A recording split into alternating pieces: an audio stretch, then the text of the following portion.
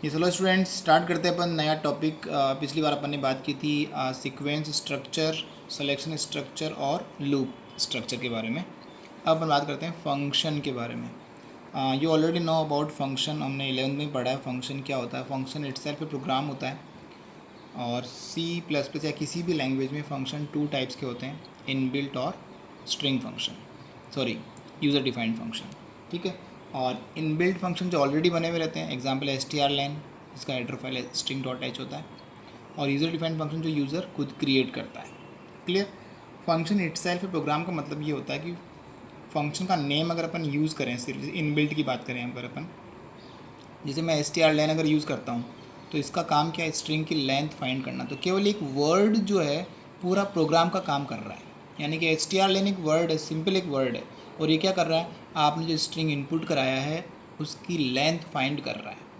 ठीक है, और अगर अपन लेंथ फाइंड करने का प्रोग्राम बनाएं वो थोड़ा सा टिपिकल होगा और बड़ा होगा, ऐसा नहीं बना नहीं सकते, वी कैन, बट फंक्शन का ये एडवांटेज है। और क्या एडवांटेज है, फंक्शन को अपन प्रोग्राम के अंदर चाहे जितनी बार यूज़ कर सकते हैं और कहीं पर भी यूज़ कर सकते हैं। ऐसा नहीं है, इसका कोई स्कोप नहीं है, आउट ऑफ स्कोप, कहीं पर भी पूरे प्रोग्राम में कहीं भी हम इसको यूज़ कर सकते हैं। ग्लोबली हम इसको फंक्शन को यूज़ कर सकते हैं। ठीक है, और फंक्शन यूज़ करने से प्रोग्राम में एरर के चांस कम हो जाते हैं। और क्या एडवांटेज है, कंपाइलर की स्पीड है वो बढ़ जाती है। तो ये कुछ एडवांटेजेस है अगर अपन फंक्शन यूज़ करें। और टू टाइप्स के फंक्शन हमारे पास में होते हैं, इनबिल्ट और एक यूज़र डिफाइंड फंक्शन। ठीक है, तो अब इनबिल्ट के बारे में बात, जो ऑलरेडी बने हुए हैं, हम बहुत डिस्कस कर चुके हैं इसके बारे में पहले भी। यूज़र डिफाइंड फंक्शन जो यूज़र खुद क्रिएट करता है, और यूज़र डिफाइंड फंक्शन के तीन पार्ट होते हैं। फंक्शन प्रोटोटाइप जो आपको एक्सप्लेन करता है कि फंक्शन का नेम क्या है और आर्ग्यूमेंट्स कितने हैं और किस टाइप के हैं। ठीक है, दूसरा पार्ट होता है इसका फंक्शन कॉलिंग पार्ट, जो इस तरह का होता है कुछ। और तीसरा पार्ट फंक्शन डेफिनेशन पार्ट होता है, जिसके अंदर हम फंक्शन का जो पर्पज़ है, क्या प्रोसेसिंग होगी, वो सारा अपन फंक्शन डेफिनेशन में लिखते हैं। तो एक फंक्शन अपन क्रिएट करते हैं पहले, उसके बाद आगे बात करेंगे कि फंक्शन यूज़र डिफाइंड फंक्शन के बारे में बात कर रहे हैं अपन। एक देखो बनाते हैं function user defined function, header file iostream.h, आपको पता है इनपुट आउटपुट stream.h इसका फुल फॉर्म होता है। और ये सी इन और सी आउट दोनों के लिए हम iostream यूज़ करते हैं। ओके, यहाँ सपोज अपन एक फंक्शन प्रोटोटाइप लेते हैं, मान लो मैंने लिया void ऐड नाम का फंक्शन लिया सपोज मैंने, और यहाँ पर ये दो इसके आर्ग्यूमेंट जो ये यूज़ करेगा। ठीक है, void main या int main आप ले लीजिए, int main। मेन के अंदर आपको फंक्शन के वेरिएबल डिक्लेयर करने, इनको इनपुट कराना है, enter x and y। Okay, और ये सी इन x और सी इन y। ठीक है, और फंक्शन को कॉल करना है, क्या नाम फंक्शन का, ऐड नाम है। कॉल कैसे करना है, ये दो वैल्यूज़ को लेकर जाएगा। अब ये कहाँ लेकर जाएगा, जहाँ पर इसको हम डिफाइन करेंगे। ठीक है, रिटर्न 0, और ये आपका मेन यहाँ पे फिनिश हो गया। ठीक है, देन स्टार्ट करते हैं अपन फंक्शन डेफिनेशन। मान लो ये हमने लिया इंट x और इंट y। अब कॉलिंग का मतलब ये यहाँ से फंक्शन कॉल होगा, और कॉल हो कहाँ जाएगा, जहाँ इसको डिफाइन किया है, यहाँ आ जाएगा। x की वैल्यू x में, y की वैल्यू y में। यहाँ हम आर्ग्यूमेंट चेंज कर सकते हैं, ये x और ये x दोनों अलग अलग है, यहाँ a b c d कुछ भी वेरिएबल ले सकते हैं। ओके, ये जो आर्ग्यूमेंट एक्चुअल आर्ग्यूमेंट्स कहलाते हैं, और ये फॉर्मल आर्ग्यूमेंट्स कहलाते हैं। When we call function, actual argument convert into formal arguments. Okay, अब इसका डेफिनेशन यानी इसका पर्पज़ क्या है वो हम ले लेते हैं। ये लो, हमने इसका पर्पज़ सॉल्व कर दिया। यहाँ लिख दिया हमने सपोज सम ऑफ नंबर्स, ये लिखा अपन ने, और यहाँ पर x प्लस वाई। आप चाहो तो एक variable sum equal to x plus Y भी ले सकते हैं। और ये आपका यहाँ पर प्रोग्राम फिनिश हो गया। रन करते हैं कि एरर आती है या नहीं आती है। ये वो छोटा सा प्रोग्राम है, 3 पार्ट में बताया था आपको फंक्शन के। कौन कौन से पार्ट बताए थे आपको, फंक्शन सबसे पहले फंक्शन प्रोटोटाइप, ठीक है, देन ये कॉलिंग। 3 पार्ट का मतलब 3 लाइन है, और तीनों लाइन का अपना अपना काम है। और फोर्थ वन यहाँ पर क्या है, फंक्शन। Third one definition. ठीक है, रन करते हैं इसको, देखो अपन ये देखो enter X and Y, value मांग रहा है आपसे, कौन सी लाइन एग्जीक्यूट हुई, यहाँ पर एंटर एक्स एंड वाई, ये दिख रही है आपको एक्स और वाई, ठीक है। आपने दिया मान लो 5, एंटर किया, ये गया एक्स के अंदर, ये दिया मैंने 8, ये गया वाई में, ये एंटर किया, सम ऑफ नंबर कितना आ गया, 13 आ गया, ठीक है।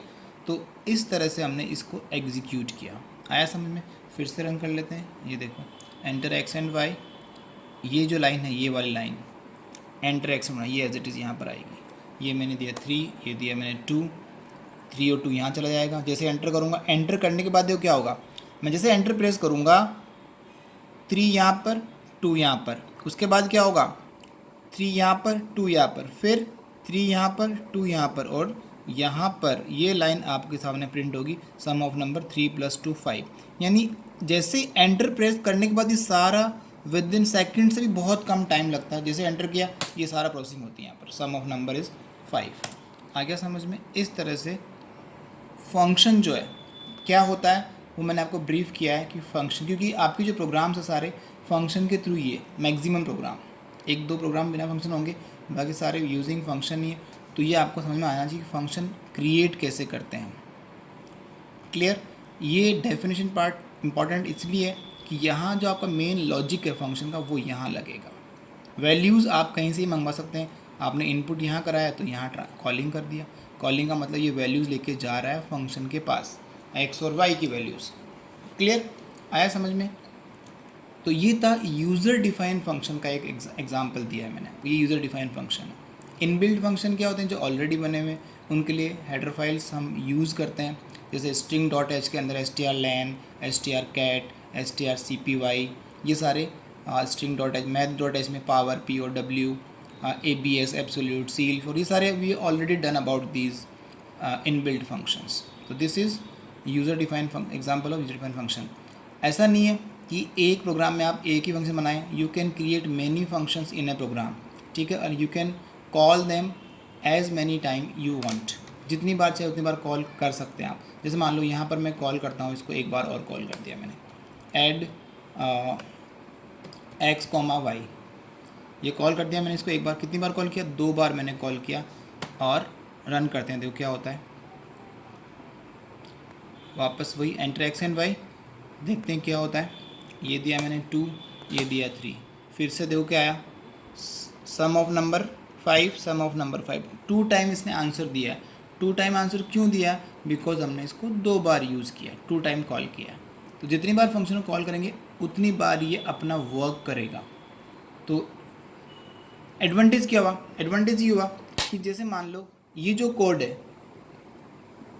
ये जो कोड है भी सिंगल लाइन का कोड है, मान लो 50 लाइन का कोड होता, तो आपको उस कोड की किसी सॉफ्टवेयर में 50 बार ज़रूरत है या 20 बार ज़रूरत है या रोज़ ज़रूरत है, तो आप बार बार लिखने की बजाय सिर्फ फंक्शन में बना दीजिए, सिर्फ आपको कॉल ही करना है, ये नाम ऑटोमेटिक उन 50 लाइंस को एग्जीक्यूट करेगा, रन करेगा। क्लियर, ये फंक्शन का एडवांटेज होता है। जैसे मैंने 2 टाइम लिखा तो इसका इस लाइन को इसने एग्जीक्यूट किया, और सम ऑफ नंबर 5 2 टाइम बोला उसमें। अगर यहाँ पर एक लाइन की जगह 100 लाइन भी होती तो भी उन सबको वो एग्जीक्यूट करता है, सिर्फ क्या, एक नेम। ये फंक्शन का एडवांटेज होता है कि फंक्शन प्रोग्राम की साइज़ को रिड्यूस इस तरह से करता है, जब उसको हम उसकी रिक्वायरमेंट जो होती है अपने को ज़्यादा होती है, in this manner it reduce the size of program. आया समझ में आपको कि किस तरह से ये 3 पार्ट आपको ध्यान में रखने अच्छे से, कौन सा फंक्शन कैसे क्या करता है। More than 1 time you can call, more than 1 function you can create in a program. जैसे मान लो एक बार इसी में क्रिएट कर देते हैं, सपोज जैसे मान लो मैंने यहाँ लिख दिया void sub, ठीक है, और int लगा दिया। क्लियर। अब यहाँ पर यहाँ देखो मैंने एक बार ऐड कॉल किया और एक बार सब्ट्रैक्ट कॉल किया। अब सब्ट्रैक्ट के पास जाएगा, तो यहाँ पर अपन ने फंक्शन एक ही बना रखा, तो आप चाहो तो यहाँ पर एक फंक्शन और क्रिएट कर लो। ये लो मैंने मान लो इस बार वेरिएबल चेंज भी कर सकते हैं आप, एक्स वाई भी आप ले सकते हैं, ठीक है, ए भी ले लिया मैंने, और ये सी आउट यहाँ दे दिया मैंने सब्ट्रैक्ट।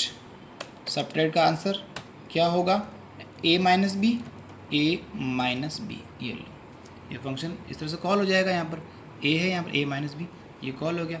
रन करते हैं इसको अपन, देखो ये हमने रन किया इसको, x एंड y आया, ये सपोज दिया मैंने 10 और ये दिया 4। सम ऑफ नंबर 14 सब्ट्रैक्ट इज 6, दोनों आ गए। तो हमने दो फंक्शन बनाए तो दोनों को एग्जीक्यूट कर दिया हमने। तो वही वैल्यूज़ जो हमने इनपुट कराई है एक्स और वाई, उसी से हमने ऐड कर दिया, उसी से हमने सेपरेट कर दिया। जो चाहे ऑपरेशन उन वैल्यूज़ का आप करवा सकते हैं। आप चाहो तो ये यहाँ पर भी यूज़ कर सकते हैं, लेकिन मैंने बताया कि आप डिफरेंट फंक्शन को किस तरह से यूज़ करें, आप डिफरेंट फंक्शन के अंदर इन्हीं वैल्यूज़ को। ठीक है, आया समझ में? तो दो फंक्शन बनाए, इसलिए हमने यहाँ पर क्या करा, दो प्रोटोटाइप लिए, 2 बार कॉल किया और 2 बार उनको डिफाइन किया। क्लियर? आई थिंक क्लियर कि यूज़र डिफाइन फंक्शन होता क्या है और कैसे यूज़ होता है। Okay, thank you.